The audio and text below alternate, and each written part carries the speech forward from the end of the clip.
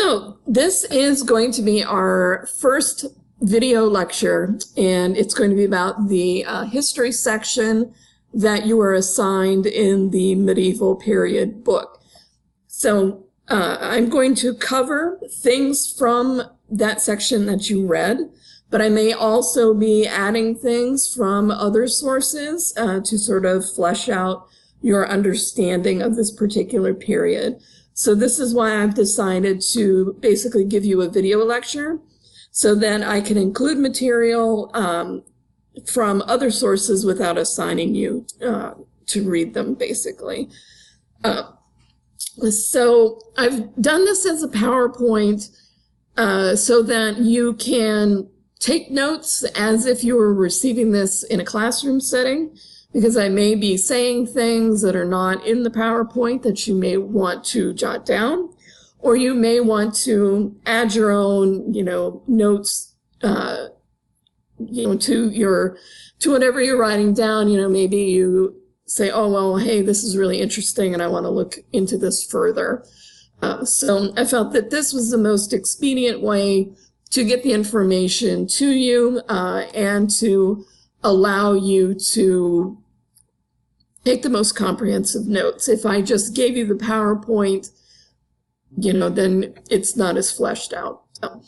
So we're discussing the history of the medieval period. So we're talking about the time period that runs from approximately 500 CE. CE stands for Common Era, which is sort of the replacement for AD. And into the late 15th century, so the end of the 1400s. And we can sort of divide the medieval period into two things. We can talk about the part of the period where people were writing and speaking in Old English, and then the later part of the period where we were using Middle English. So first things first. A lot of people feel confused about when are things British, when are things English, or when are we talking in modern day about the United Kingdom. And Britain has a history that can be confusing. So I wanted to sort of explain how you know what to call what, basically. So England is it is its own country, and it is the southernmost part of the island that you think of when you think of the British Isles. So England encompasses London, it encompasses the Thames, and it goes all the way up to Scotland. That part is the country known as England. Wales is a small country, and it is on the western side west of England. However, it is still on the same island. Scotland is the northernmost part of the island, and again, it is its own country. So when we speak of Great Britain, we're speaking of that whole island by itself, England, Scotland, and Wales, all three being technically their own countries. In the modern day, when we refer to the United Kingdom, we're referring to Great Britain and also Northern Ireland, which is a very small country north of Ireland. The British Empire, which will be relevant to us a little bit later, includes the United Kingdom, also Canada, Australia, many countries in Africa, Ireland, India, and other places. So the British Empire existed from about the late 16th century until the end of World War II. The end of World War II is when the British Empire broke up and started allowing these countries to be their own sovereign nations. And although 1945 is when that began, it took quite a bit of time for Britain to sort of allow some of these countries to go. So in this course, most of the early part of the course, we're going to be talking about England And in the later part of the course, we're going to be talking either about the British Empire or the United Kingdom. Okay, so we've got a lot of periods of literary history that we're going to be studying, all 6 books. So why is it that we're interested in these periods of time in terms of literary history? Part of the reason is we need to understand the perspectives of our readings, and we can only do that with an understanding of the historical context from which they came. So not just the context in which they are written, but also how we view them from a contemporary standpoint. So we're interested in what did people think of these works in the time period in which they were written? How were they influenced by the events that occurred during those times? But how do we, as readers and historians, how do we look back on these time periods and how do we view them now? We also need to understand literary history to understand the status of a work or an author. So, for example, Dickens, Charles Dickens, very famous. And he was popular during the time in which he wrote. And he wrote a lot of what we call serial works, which were chapters that were published in magazines. And he was popular and people bought the magazines and looked forward to the next chapter. But his popularity at the time is dwarfed by how we view him today and how influential we view him today. So we need to understand his value in the time period in which he lived, but we also need to understand his value today. And finally, we need to understand that literature is not just a written work. Although, we pick up a book and we know that it's literature, if no one is interested in that book, then it is no longer literature. So let's say, you pick up a copy of Hamlet. Part of the reason why we know that Hamlet is an important piece of literature is because of the interest of the readers of Shakespeare, both today and in the past. If people had no interest in Shakespeare's work, then it would not be literature. So it's the interest of people in the past and the present that help make a written work a piece of literature. Okay, so let's move on to the period of the medieval period that deals with Old English. So it's from however you define the beginning of the medieval period up until about 1100 Common Era. So in the 1st century, Britain was under Roman control with the exception of Scotland. So if you take a look at this map, you can see that between Scotland and England, there's this indication of a wall called Hadrian's Wall.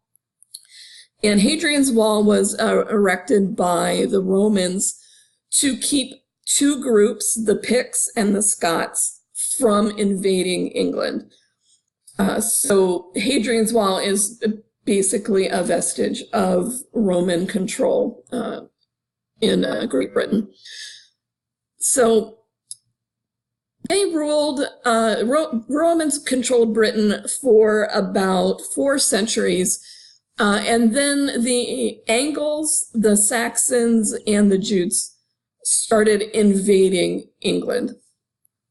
So the Angles were first, followed by the Saxons, and then the Jutes in the 7th century.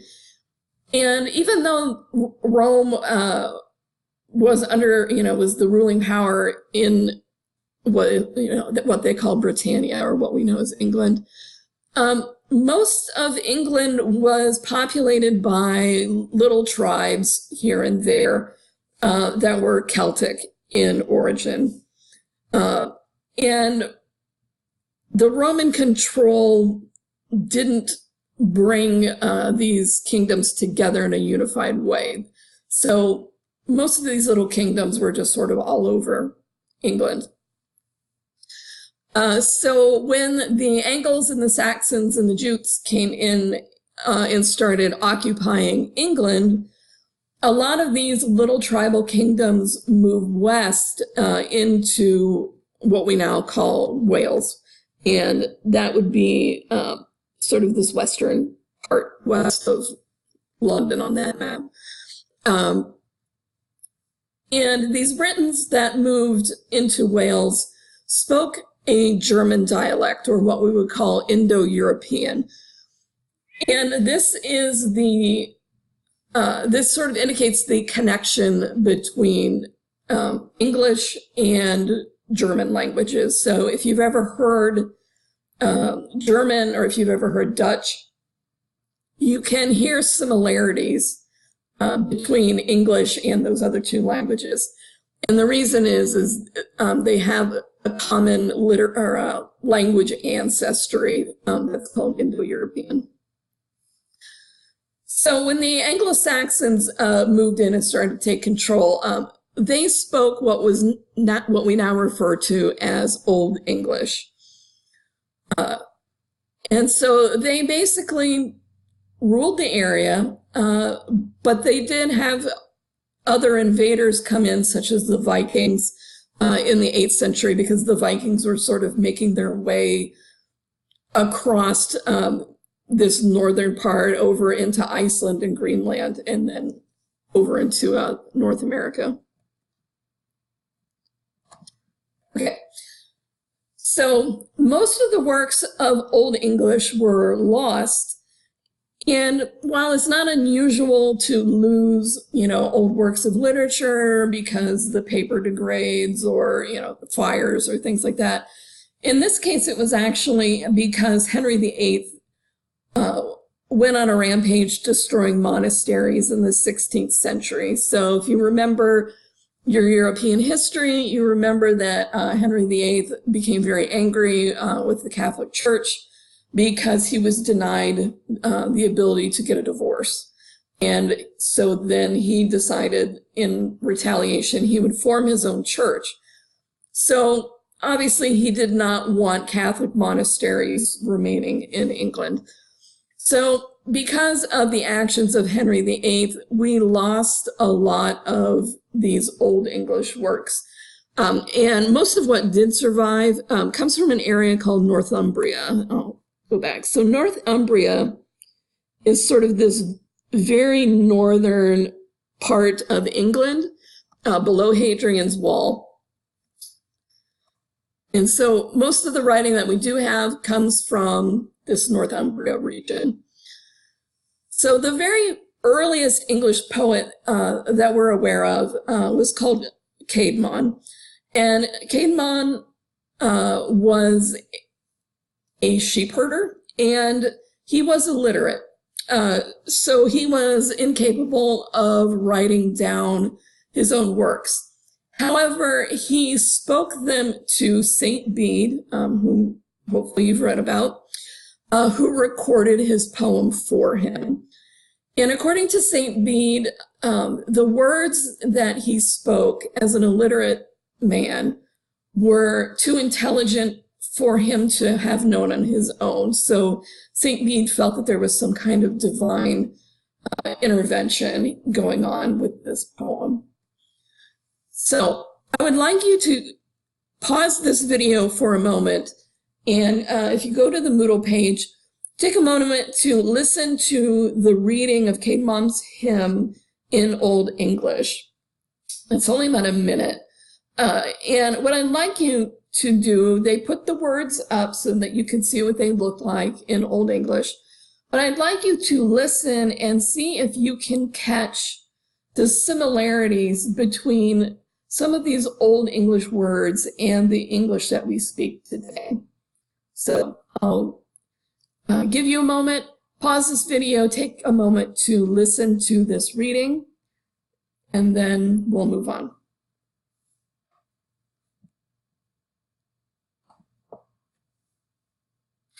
Okay, hopefully that you listened to that reading and noticed that Although there are a lot of words that certainly don't sound like anything that you're familiar with, there are a few words that do sound similar. Okay, so during this Old English period, there were certain types of works that were the most common. The first was heroic poetry. So a lot of the works that we do have that are in Old English call back to a previous time period, and they are about men who fight heroically in battle and kings who were really kings, and they were noble and worthy of their title. So they're sort of backwards looking poems that glorify an older age. And they tend to, again, be related to battle and to kings and soldiers. Christian literature was also very common during this time period. A lot of it is based on the Old Testament. The New Testament wasn't necessarily translated or available in certain areas. So the Old Testament and what is known as the liturgy, which are church services, were usually the basis of pieces of Christian literature. So Christian literature often focused on the ideals of Christian faith, such as the rewards you can get for being a faithful follower, Christ's death and resurrection, and holy events from the church calendar. Although poems like The Dream of the Rood, which you'll also be reading, are clearly Christian in their subject, you can also see pagan ideas and ideals that are found in this work. And that is due to the long pagan history of the conquered English people. So even though a lot of English people fled to Wales, there are still some that did not, and they held on to their pagan oral history and pagan ancestry. So some of the imagery may be pagan in nature, and that is an artifact of their history. So the Dream of the Rood does come from Northumbria, and we do not know who the author is. So a rood is a cross that is covered in panels that depict the life of Jesus. So it's a very ornate cross. In the poem, there is a battle, again, with this notable Christian imagery. So for example, in Christian in the Christian religion, when Christ was crucified, he was one of three that were crucified. So that image of three crosses is very notable within Christianity. And we see that reflected in this particular poem. So again, this is another moment to pause the video and listen to The Dream of the Rood in Old English. And again, listen for those moments where there is a similarity between an Old English word and a modern English word.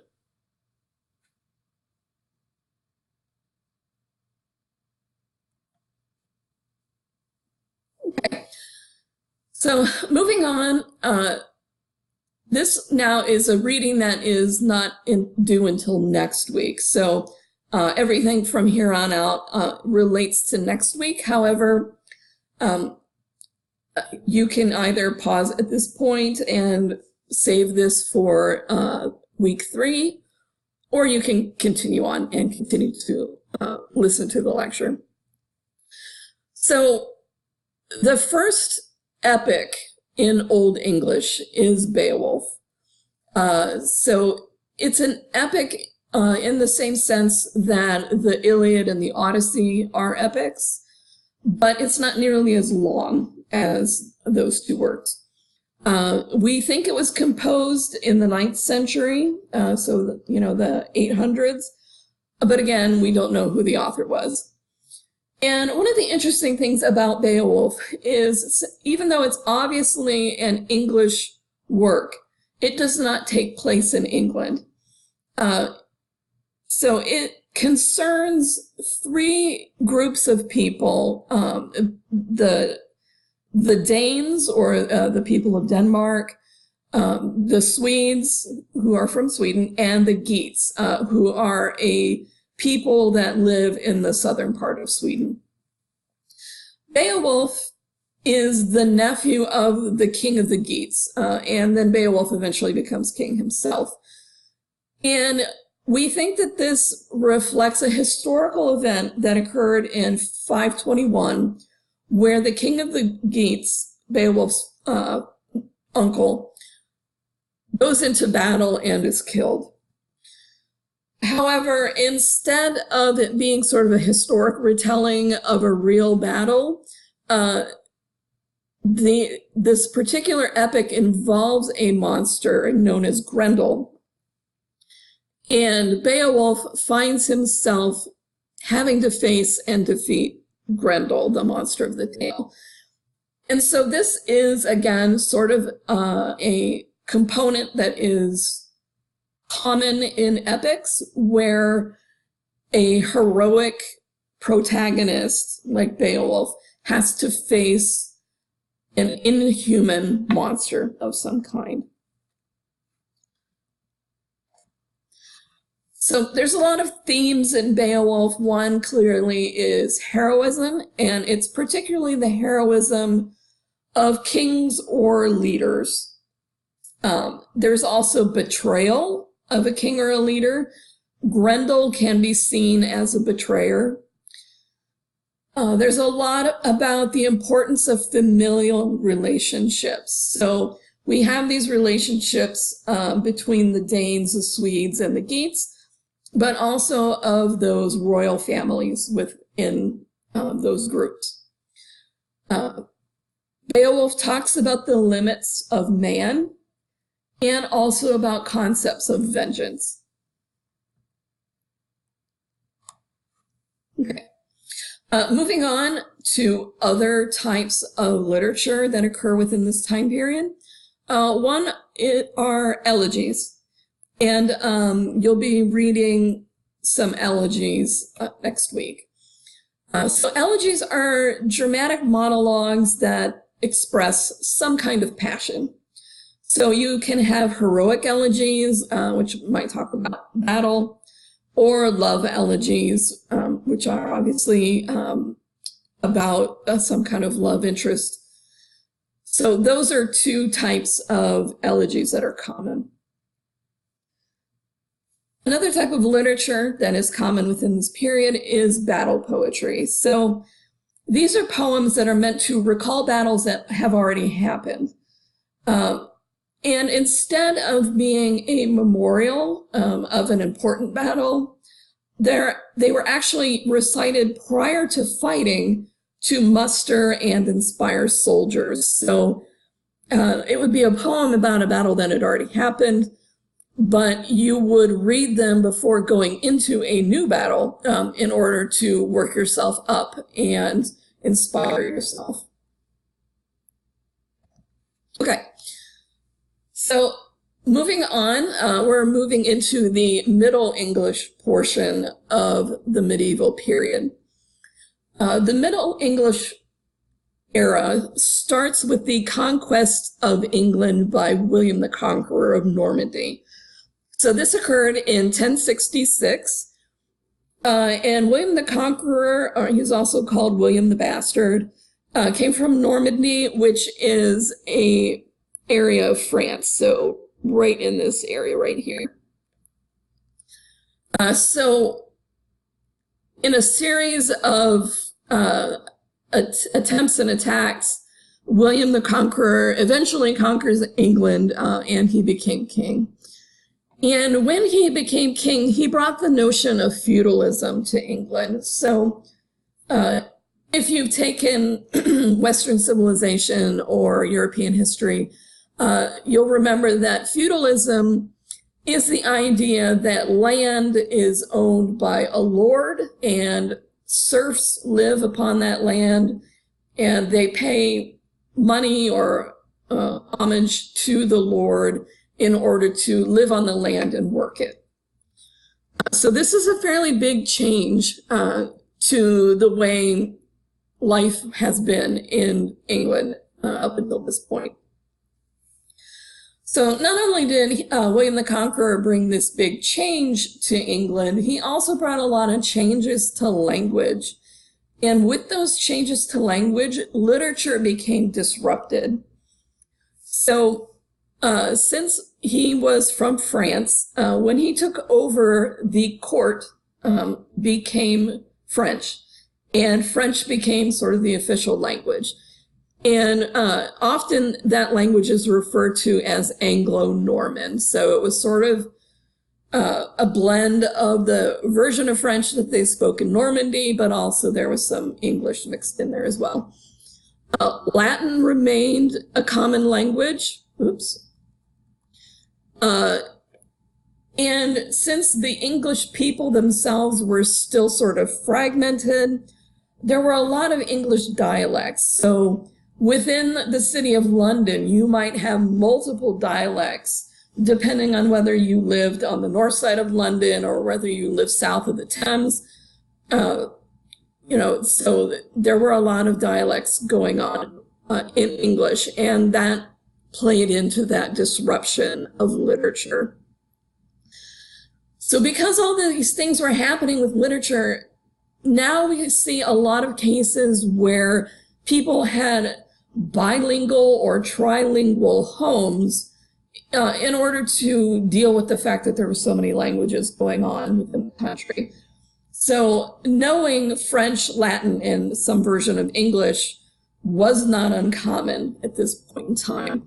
So I just want to point out how William the Conqueror took over. So this red area, these red arrows show the different movements that William the Conqueror and his armies took within England. And of course, they came across the English Channel from Normandy. And these green arrows are interesting because these are points where William the Conqueror faced pushback. And he found himself facing, troops that didn't want to be conquered and fought against him.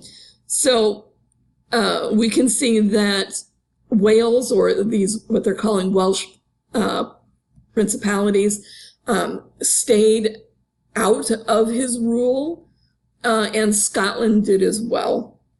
So essentially, William the Conqueror was just King of England. Okay. So during this time period, methods of writing and learning are very important. Writing during this time was still done by hand until the printing press was invented in 1476. When the printing press is invented, this is basically the end of the medieval period and the start of the Renaissance in England. Another cause that ends this period is what is called the War of the Roses, which I'll get to in week 4. And it's basically a long dynastic struggle between the royal houses of Lancaster and York. Most of the learning, even during this time, is still coming from the church. Also, during this later half of the medieval period, we have the Middle Ages. Now, historically, the Middle Ages cover almost all of the medieval period, but after William the Conqueror, we enter what's known as the later Middle Ages. And this includes the Black Death, which occurred from 1348 to 1349. Okay. So what we know about Middle English writing really flourished in the 1300s or the 14th century. And major authors include, for example, Geoffrey Chaucer. So authors of this period, in part because of the Norman conquest, but also because of, increasing travel and things, they had access to works from the European continent that they didn't have before. So now writers are being influenced not only by other English authors, but also by authors from France and Italy as well. Out of this develops the idea of romance. Now, a romance in this time period is, a quote, a marvelous story. And usually it's derived from a Romance language such as French. A romance in this period is not a love story. That is a modern concept. So calling a romance a love story is a contemporary idea. Back in this period, it's just something that's marvelous, unbelievable, wild, and is related to a Romance language. Some of these romances have to do with King Arthur. And in fact, many poems and stories have been written about King Arthur and his knights during this time period. We still do not know if he was a historical figure. However, if he was, it is thought that he existed and he defeated the Saxons in approximately 510. However, as a literary figure, he's placed in a different period of time. So when people write about King Arthur, they tend to put him in a time period around the Crusades, so around 1100. And King Arthur's stories tend to focus on chivalry. So you've got the Knights of the Round Table, and they're out, doing courtly things and being, heroic and all that. So that tends to be where King Arthur is placed in a literary sense. The early stories about King Arthur tend to focus on what he did as king, where later works are more focused on ideas of chivalry. So courtly literature becomes popular. So you've got King Arthur, but literature also starts to focus on royal courts and the people who are within them. So kings, queens, knights, and villains. And these two are generally romances. Also, during this time period, we start to see lyrics develop in poetry. So originally, rhyming was common in church hymns. It helps people remember the hymn, particularly if they're illiterate. But lyrics started to shift into secular works, such as songs. So in this later medieval period, we have two kinds of writing. We have spiritual writing, which is a type of mystical writing, where the author attempts to get closer to God through the act of writing. So, for example, the author might meditate on a psalm like the Song of Songs and then write about it. That would be mystical or spiritual writing. And then there's secular writing, which is writing that doesn't have a religious purpose. And this became more common after Richard II became king in 1377. Particularly in the form of poetry. Again, King Arthur and his knights were a common theme. In this late medieval period, Geoffrey Chaucer was probably the most notable author of this period. And I've assigned for you for next week to read from the Canterbury Tales, the prologue and the Wife of Bath. There are actually many parts to the Canterbury Tales, but because of length, I've just assigned those two. Chaucer was an ironist, and this should be differentiated from the idea of a satirist. He's an ironist in the fact that he writes about one thing while meaning something completely different. And I think you'll see what I mean by an ironist when you read The Wife of Bath. Okay, so I have a third video for you to watch a clip of, and this is a portion of the prologue from the Canterbury Tales being read in Middle English.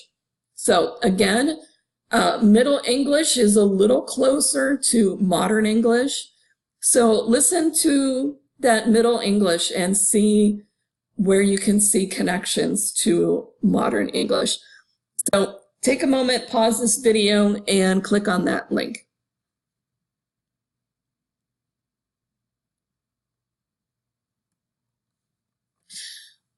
Okay.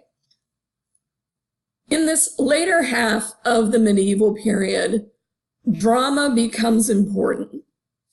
And English drama originated with the Catholic Church. So because of that, early dramas had a religious bent to them.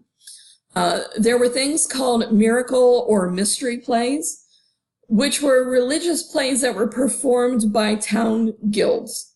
So the town would get together, they'd put a bunch of actors together, and they would perform a religious play. And they did it on a wagon. So there would be a big wagon, attached to horses, and the actors would perform the mystery play using the wagon as a stage. And then when they were done performing in a particular area, they would move the wagon somewhere else in town and perform the play again.